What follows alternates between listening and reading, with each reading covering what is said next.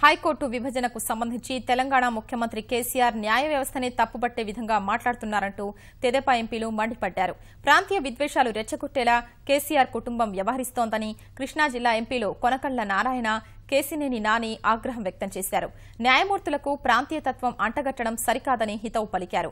లోటు బడ్జెట్లోనూ తమ రాష్ట్రాన్ని తామే అభివృద్ది చేసుకుంటున్నామన్న ఎంపీలు సొంత ప్రాంతం నుంచే పాలన సాగించేందుకు అన్ని శాఖల్ని తరలిస్తున్నందున ఇంకా తెలంగాణపై ఆధారపడాల్సిన పని తమకు లేదని స్పష్టం చేశారు.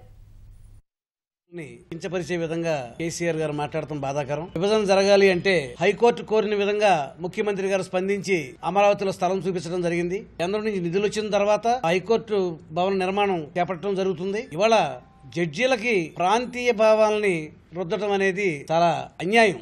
అనేక రాష్ట్రాల విభజన జరిగినప్పుడు కూడా ఈ సమస్య ఉత్పన్నం కాలేదు. ప్రాంతీయ భావాలను రెచ్చగొట్టే విధంగా కోర్టు వివాదాలను సృష్టించవద్దని చెప్పి ముఖ్యమంత్రి కేసీఆర్ గారికి విజ్ఞప్తి చేస్తా ఉన్నాను.